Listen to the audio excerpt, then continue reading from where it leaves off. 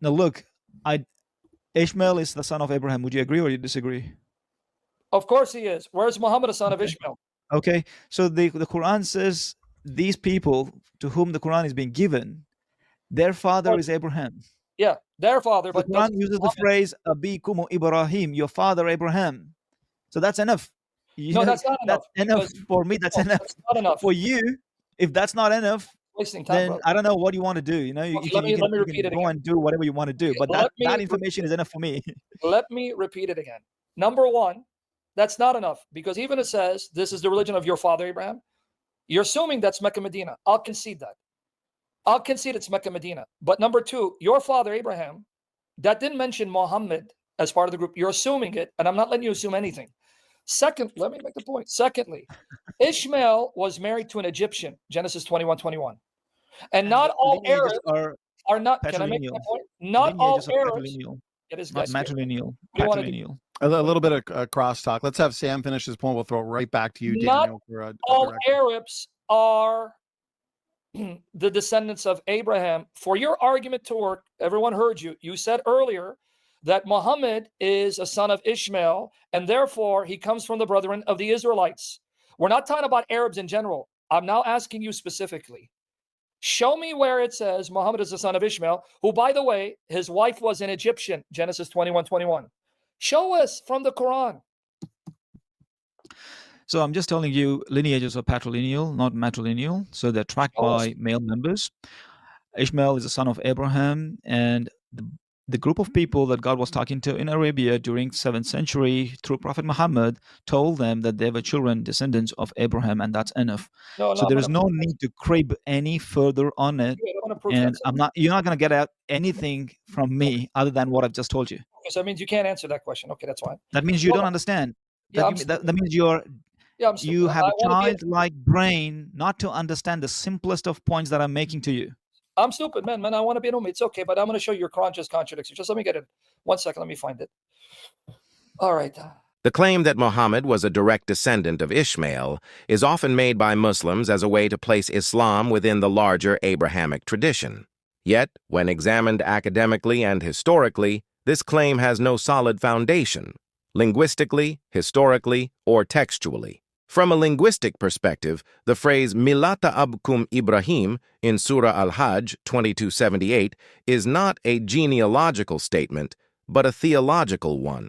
The word Abkum, your father, in classical Arabic, as in the Hebrew tradition, is often used figuratively to refer to a spiritual ancestor or patriarch of faith, not a biological parent.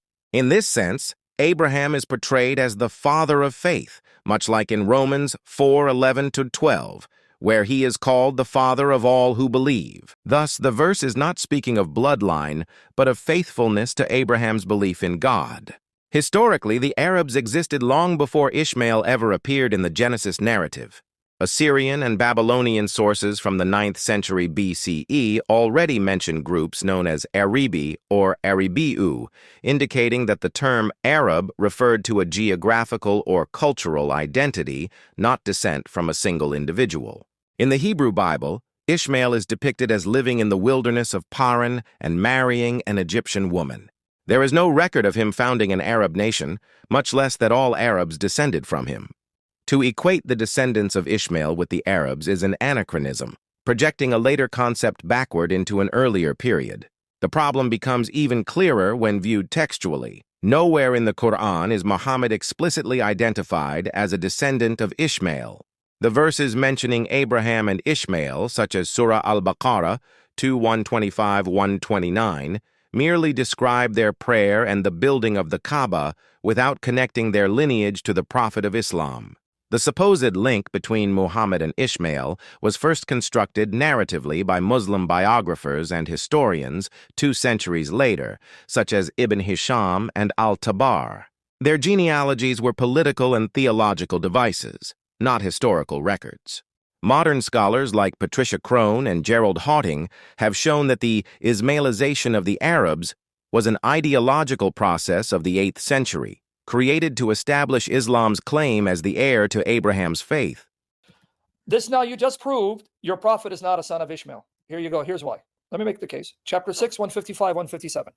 And this is a book which we have revealed as a blessing. So follow it and be righteous, that you may receive mercy. Lest you should say, the book was sent down to two peoples before us, and for our part, we remain unacquainted with all that they learned by assiduous study.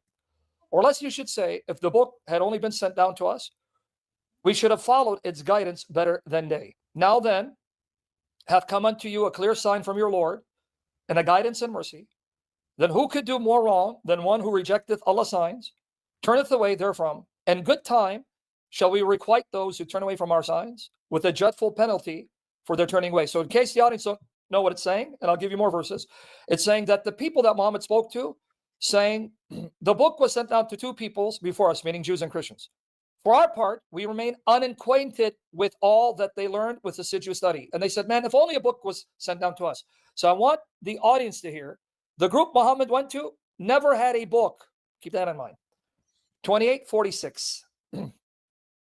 Nor wast thou at the side of the mountain of Tur when we called to Moses, yet art thou sent as mercy from thy Lord to give warning to a people to whom no warner had come before thee. So no one came to them.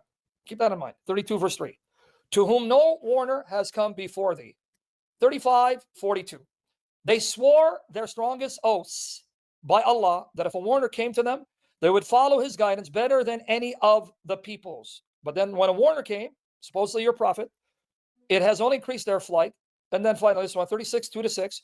By the wise Qur'an, thou art truly among the envoys on a straight path, messenger, the sending down of the Almighty, the All-Wise, that thou mayest warn a people whose fathers were never warned, so they're heedless. Now, everyone pay attention. Their ancestors had never had a messenger, envoy's messenger, right? Never. Keep that in mind. Because, surprise, David, it says that Ishmael, this list 6:840, chapter 6, verse 84-89, Ishmael is among those men to whom we gave the book, authority, and prophethood. So Ishmael was given a book. 4:163. Lo, we inspire thee as we inspired Noah and the prophets after him, as we inspired Abraham and Ishmael. All right. Here's the key. This is the key. 1954, 55, 58 of the Quran, right here. And relate the story of Ishmael as mentioned in the book. He was indeed true to his promises, a messenger, because you want to make that distinction, a prophet. He used to enjoin prayer and almsgiving on his people, and he was well-pleasing to his Lord. These are the people upon whom Allah bestowed his blessings from among the prophets of the posterity of Adam. Now, you got a problem, buddy. It says Ishmael, a messenger and a prophet, and he was given a scripture, and he did warn his people, but the group that Muhammad was sent to never had a messenger or a warner sent to them. How could they be the descendants of Ishmael? Oh my God. You threw a bombshell. Your God is not my God. Yes. Go ahead, answer the question. Yeah, keep laughing. This is what is called as not understanding anachronisms. Like what you're pointing at is an anachronism. You're pointing at a period of time when Ishmael was the progenitor of their tribe, their forefather, right? And then, listen, don't disturb. Don't disturb. It's my time. I'll listen to you patiently. Okay, go ahead. Okay, so in Israel, we find this streak of prophets whenever Israelites are misguided into Baal worship or what and what not. There's a prophet that comes and demonstrates the covenant of the Lord. But we see nothing of that take place in Arabia. Ishmael was a progenitor, and ever since his absence, the Arabs devolved themselves into idol worship for a long period of time. For a long, long period of time, there is no prophet, no warner. That's what God says. No warner was sent to them. A messenger, no warning messenger was sent to them up until Prophet Muhammad, when he finally gives them the warning. That's what it is. You understand that? No, are you done preaching now so I can refute you? Okay, let's read it again. 36:2-6. Okay, well, no. By the wise crown, thou art truly among the messengers on a straight path, the sending down of the Almighty, the All-Wise, that thou mayest warn a people whose fathers, ancestors, not just your imagined fairy tale history, their fathers never received a warning. But that's a lie, because Ishmael went to Mecca according to you, and he was their prophet and messenger who warned them and gave them scripture. So I don't care for your spin. The text says what it says. And since you went into idol worship, give the audience, everyone, any pre-Islamic, pre-Qur'anic, archaeological, textual proof that Ishmael went to Mecca and built the Kaaba? Give us some history. If the Arabs were truly descendants of Ishmael, then both theologically and logically, they could not have lived for centuries without revelation. In the book of Genesis, Ishmael is described as being blessed by God and promised to become a great nation. If that promise carried prophetic meaning, his descendants should have inherited the knowledge of God, moral law, and true worship. It makes no sense that the offspring of a prophet would live in complete spiritual darkness, worshiping idols devoid of any prophet or scripture for nearly 2 millennia. If they were truly the children of Ishmael, they should have known the God of Abraham, not been trapped in the paganism of Mecca. Yet it is the Qur'an itself that destroys this claim. In Surah Al-An'am 6:155-157, Allah is said to have revealed the book so that Muhammad's people would not say, "The scripture was only sent down to 2 groups before us, the Jews and the Christians, and we were unaware of what they learned." This verse is a direct admission that the Arabs before Muhammad had no book, no revelation, and no inherited religious knowledge from any prophet.